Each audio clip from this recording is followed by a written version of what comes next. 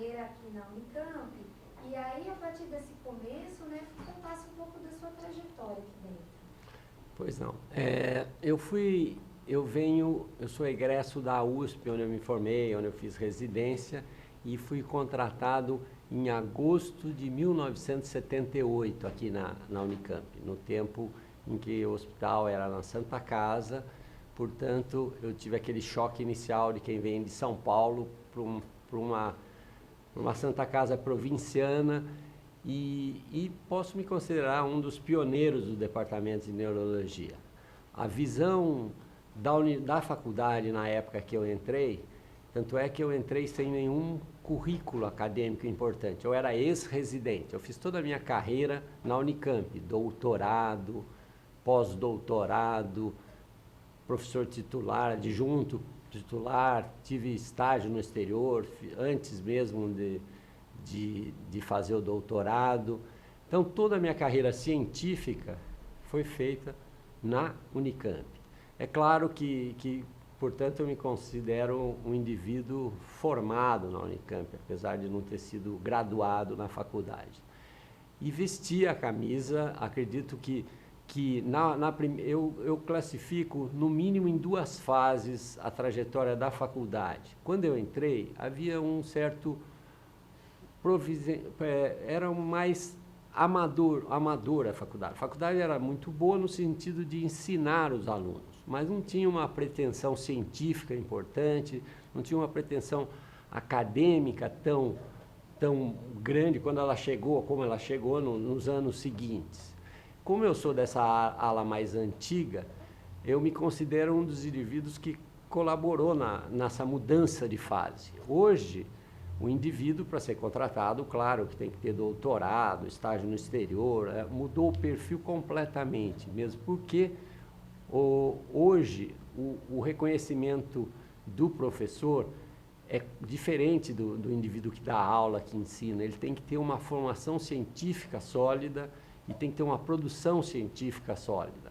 E esse é o patamar atual da faculdade, que eu me orgulho de ter participado, principalmente na contratação de muitos dos colegas docentes hoje, que têm uma formação muito mais apurada que a minha, muito mais adequada para compor o momento que a gente vive, nacional e internacionalmente. Quando eu entrei na faculdade, para você ter uma ideia, quando eu me formei, eu não pus entre as opções do então CCEM a Unicamp, pelo desconhecimento, pela falta de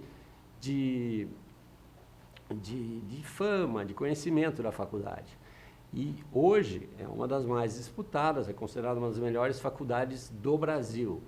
E o departamento de neurologia, particularmente, tem projeção não só nacional, como projeção internacional, graças às pessoas que foram se aliando e são os atuais responsáveis pela produção científica, que é de altíssimo nível e que faz inveja para qualquer universidade internacional. A produção científica hoje do Departamento de Neurologia é uma das mais importantes da FCM e da América Latina. Eu queria que o professor lembrasse para mim de algumas histórias da época de Santa Casa, e aí que de repente a gente já pudesse até emendar com a história do início dos primeiros programas de pós-graduação, né? Que graças a ele hoje a gente tem todo esse resultado na pesquisa aqui na faculdade. A Santa Casa, como eu disse, era uma Santa Casa provinciana do interior e que tinha as limitações técnicas e tecnológicas da ocasião, né? Então, tem histórias muito engraçadas, né? Era uma Santa Casa do final do século XIX, em que não existiam quartos individuais. Era um alojamento dividido com biombos. Então, o doente era separado, uma maca era separada da outra por biombos. Se por um lado tinha essa limitação, por outro lado a gente tinha muitos leitos, o que era muito bom na ocasião. Mas os cursos de pós-graduação, por exemplo, eu quando fui fazer meu doutorado, não havia ninguém no departamento, que eu fiz em epilepsia, que é a minha área de expertise, e não existia ninguém para me orientar no departamento. Eu era o único epileptologista, vamos dizer assim. Então eu tive que procurar um indivíduo fora. O professor Marcelo Carvalho Ramos, da moléstias infecciosas, que foi o meu orientador. Não que ele soubesse a epilepsia, mas ele tinha uma formação boa em metodologia científica. Então, esse foi o argumento para que eu convidasse, e ele felizmente aceitou, para orientar a minha tese de doutorado. Professor, e quais assim, momentos mais marcaram a sua trajetória aqui? Podemos falar das suas contribuições para o departamento. Tá. Como eu me formei na USP, vim para cá e vi que havia uma carência do setor de epilepsia e eletroencefalografia. Então, eu fui até a USP e falei, será que eu posso fazer um estágio para me especializar nessa área?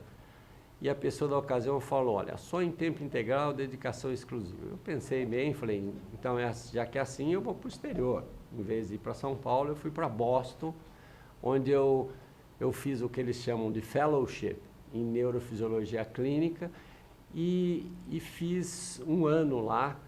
Aliás, a minha esposa, que também é docente aqui, professora titular de neurologia infantil, foi comigo. Na ocasião, ela tinha entrado na residência, mas mulher não tem como guardar a vaga, ela abandonou para ir comigo um estágio de um ano em 80, 81, logo depois, 3 anos depois que eu tinha sido contratado. Esse foi um estágio que mudou a minha vida, porque com a visão internacional, foi graças a isso que eu consegui desenvolver uma linha de pesquisa em epilepsia, de fazer uma série de trabalhos, de ser conhecido nacionalmente. Eu fui presidente da Liga Brasileira de Epilepsia, fui coordenador da área científica da Academia Brasileira de Neurologia, sou um editor de uma das principais revistas que se chama Arquivos de Neuropsiquiatria, sou colaborador com uma série de revistas internacionais, como Referi, como indivíduo que avalia os artigos, os estudos. Então, eu tenho, na ocasião, uma parte da minha carreira eu fiz em tempo parcial, eu tenho consultório médico. Então, eu consegui chegar a professor titular, mesmo fazendo uma carreira em part-time, em tempo parcial. Isso é uma coisa que no meu tempo, quando eu me formei, os valores não eram tão arraigados do ponto de vista científico.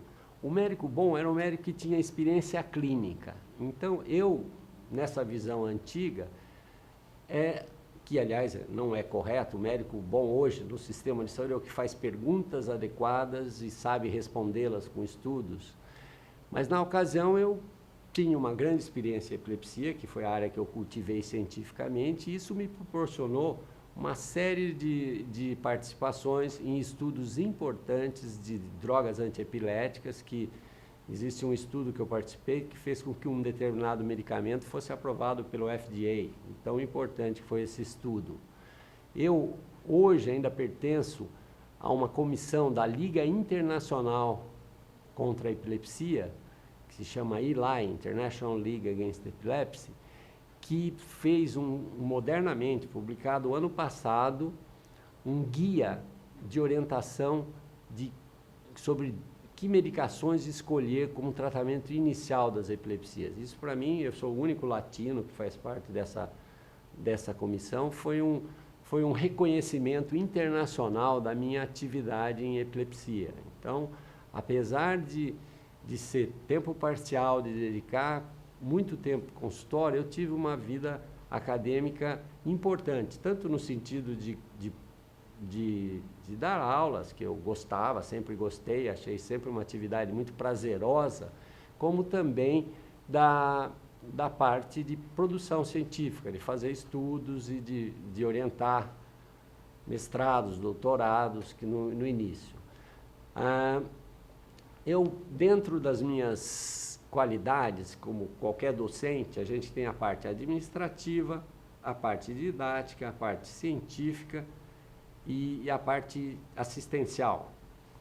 Provavelmente, eu me considero o mais gratificante, apesar de ser professor, na parte assistencial. Exatamente, é claro que eu me realizei com a produção científica, com a parte didática, mas, assim, talvez o que mais me deu prazer foi a atividade assistencial. Isso é uma coisa que não é habitual entre os docentes, porque com a visão moderna da faculdade, o reconhecimento é principalmente pela produção científica, pela contribuição à ciência dos seus estudos, das suas questões. Mas eu, como sou do pouquinho mais antigo, eu me apeguei ao gosto da clínica. Então, uma das coisas que me dá muita satisfação é atender bem os pacientes. Até hoje, como voluntário, agora na nova fase da minha vida, aí, como professor voluntário da Unicamp, as minhas atividades são com residentes, claro, ensinando, mas na atividade clínica. Essa é a minha principal atividade. Então, eu tenho seminários com residentes, eu tenho leitura de eletroencefalograma e assistência ao ambulatório, discutindo os casos. Provavelmente, essa é uma das grandes virtudes. E como administrador, a minha maior virtude foi contratar gente muito mais competente do que eu, com formações no exterior mais sólidas, indivíduos que engrandeceram muito o departamento de neurologia, que fez com que o departamento atingisse esse nível internacional que ele tem hoje, graças à formação sólida no exterior, pessoas que dedicam a vida de modo realmente importante e que conseguiram muita verba externa para o departamento, para o crescimento da faculdade em última análise. Professor, só uma curiosidade rápida, né? A professora Marilisa, sua esposa, né? Ela é do departamento também? A professora Marilisa Mantovani Guerreira, minha esposa, que eu influenciei para ela ir fazer pediatria, eu influenciei para ela fazer neuropediatria. E depois, ela dentro das áreas da neurologia, eu a influenciei para fazer epilepsia, e não assim diretamente, indiretamente, pela convivência. Ela é uma professora bastante produtiva, ela é tempo integral, dedicação exclusiva, e me orgulha muito porque é uma das docentes importantes desse departamento, desses nomes todos aí, que tem o professor Fernando Sendes, Lili Min, Maria Augusta Montenegro, Marilisa Guerreiro, entre outros. Vocês Ana Marli. aqui, só por curiosidade? Não. Nós conhecemos na faculdade. Eu sou 4 anos mais velho que ela, e ela estudou na USP também comigo. Então, eu conheci na cidade de Campinas, numa festa que eu morava com uma pessoa que estudava na Poli, em São Paulo, que tinha uma irmã que me convidou para o aniversário. E era vizinha e amiga da Marilisa, essa pessoa. Então, eu acabei conhecendo numa festa em Campinas, mas o namoro todo ocorreu em São Paulo. Exatamente. Professor, a gente está fazendo uma pergunta, né, para todos vocês que estão se aposentando. Alguns continuam a vir na faculdade, outros estão se dedicando ao consultório, não parou, né, a carreira, outros estão investindo em outros projetos. Queria que o professor falasse um pouquinho para mim, qual o sentimento que a aposentadoria te desperta e por quê?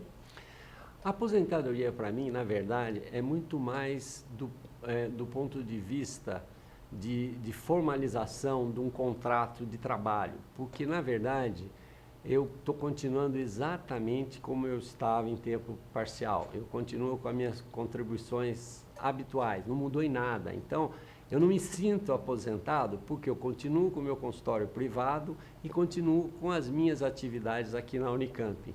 Então, na verdade, é por um status, e como eu fui muito tempo integral, eu recebo mais de aposentadoria do que em tempo parcial. Esse é o argumento de eu ter me aposentado com 62 anos e não ter esperado a compulsória. Porque eu gosto muito da vida acadêmica. Sempre, para mim, levantar pela manhã e não ir para a faculdade é uma coisa muito estranha. Porque mesmo em clínica privada, é muito desgastante para mim, trabalhar o dia todo.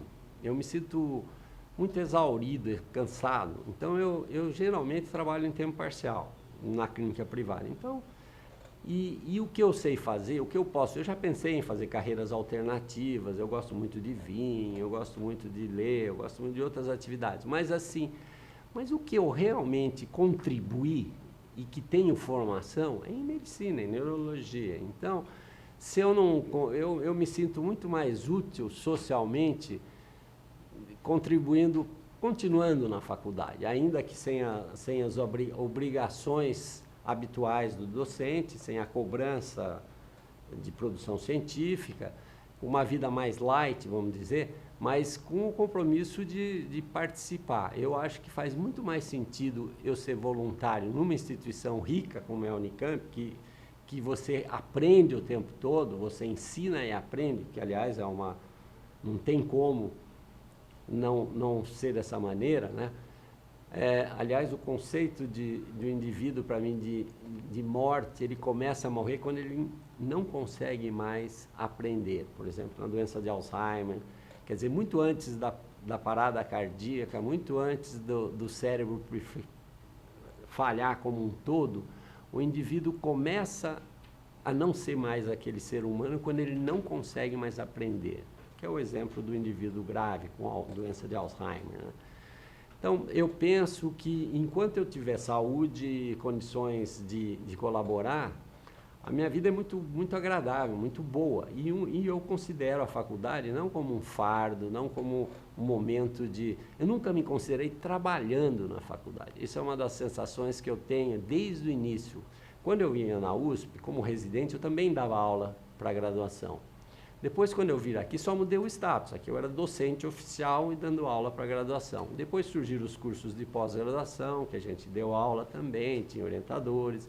Então, foi num crescimento natural, num amadurecimento da instituição, da FCM e da Universidade de Campinas, né? Então, eu penso que a sensação que eu tenho é de dever cumprido, porque eu tive uma carreira que cheguei a professor titular.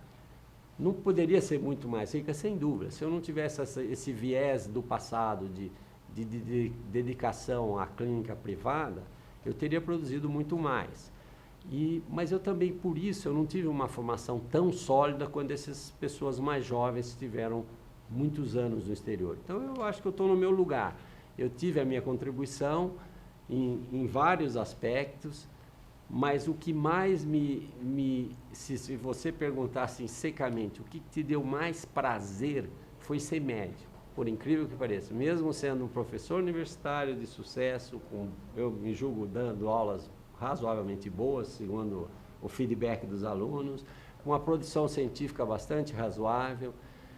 O que eu menos me sinto feliz era na administração. Eu fui chefe de departamento 2 vezes, mas isso não é uma realização tão boa como ser médico. Eu acho que a satisfação, você vê a cara da família ou do paciente, isso não tem preço. Esse é um argumento, é um motivo maior da gente estar aqui. Afinal de contas, nós estamos aqui numa faculdade de medicina para ensinar as pessoas a serem bons médicos e esse aspecto humanístico que cada vez perde mais com a tendência da sociedade moderna, não pode ser esquecido, né? Essa é uma contribuição que a faculdade tem que preservar a qualquer custo. Professor, e que recado, então, a gente pode deixar para os seus colegas de departamento que eles vão continuar com a sua presença? Eles vão continuar com a minha presença, mas felizmente tem muitos jovens chegando, inclusive que eu espero que ocupem a minha vaga oficial, que são pessoas brilhantes do ponto de vista científico.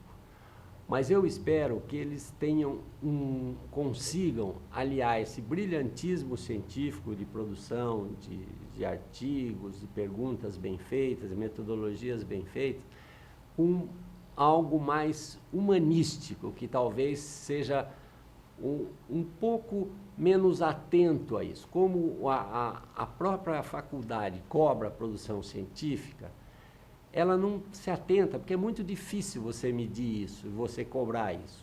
Mas você precisa de pessoas mais humanizadas no sentido de tratar melhor o doente. Essa é a minha mensagem, mas eu acho que nós estamos sendo substituídos à altura com pessoas de altíssimo nível pessoal, científico, e eu acho que a minha saída, não vou fazer tanta falta para a instituição. Primeiro, que eu vou continuar mais um tempo, e segundo, porque as pessoas que estão atrás de nós, que serão os próximos contratados, ter uma formação muito boa. Então, isso me deixa uma paz, que eu estou saindo, não estou deixando um vazio, não tenho essa ilusão de que eu não vou ser substituído. Claro que eu vou ser substituído com naturalidade e por gente muito competente.